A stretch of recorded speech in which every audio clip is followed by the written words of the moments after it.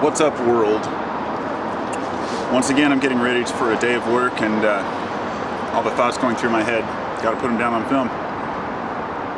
Something I've been thinking about, though, for the last few days, and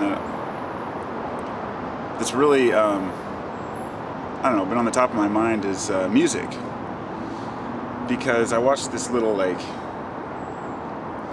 was a little video the other day. It was BuzzFeed, I think, on YouTube. And they always have these little interesting tidbits of information. And this one was about music. And it was saying, what was it, like 10 facts about hip-hop that'll really bum you out or something?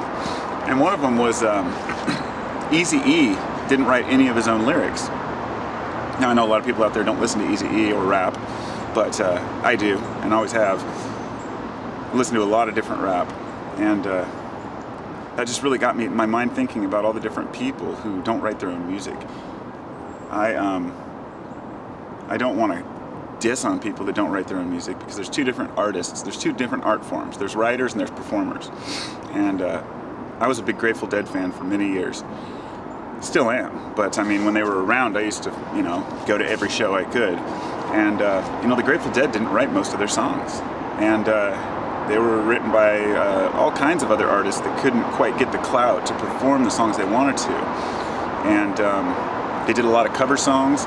Bob Dylan wrote a lot of songs for the Grateful Dead. A lot of bands wrote songs just for the Dead. But their musical talent, beyond the lyrics, was their own. And that's what made the show. But the performers of today are just a joke. Not all of them. I mean, there's a lot of good musicians out there, but we don't even know who writes their own music anymore. I mean, most of the people in the pop scene, especially the bands that are put together, the boy bands, they have absolutely no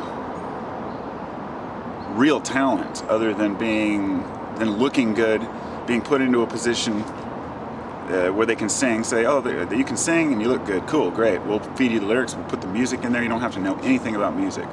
I think that's wrong. I think that if you're performing, even if you're not a writer, you should at least know about music to an extent, especially if you're pawning off your lyrics as your own.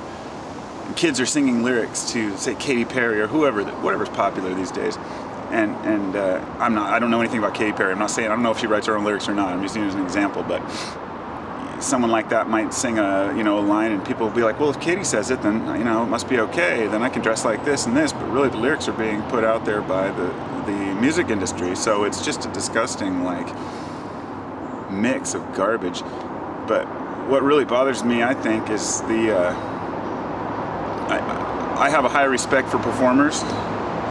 But a performer that's not a musician, that can't think music, that can't think lyrics, I just don't see why that's a valid, that's a performance, but that's not a musician. So I think that people know the difference, which most people do,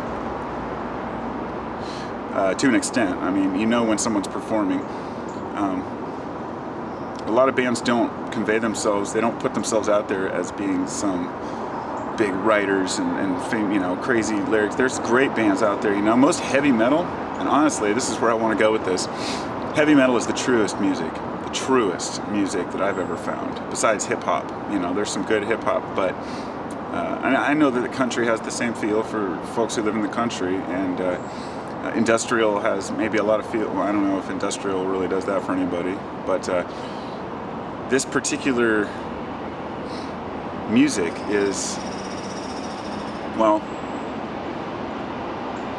I guess to each their own, but I think that heavy metal, the reason why it's so dissed is because it's lower class music. It's considered to be, it's like classism, oh, look at the heavy metal guys, they're just a bunch of heshers, grew up and, poor. And heavy metal to me has the biggest impact of any music as far as lyrics go, and I think it needs a lot more respect.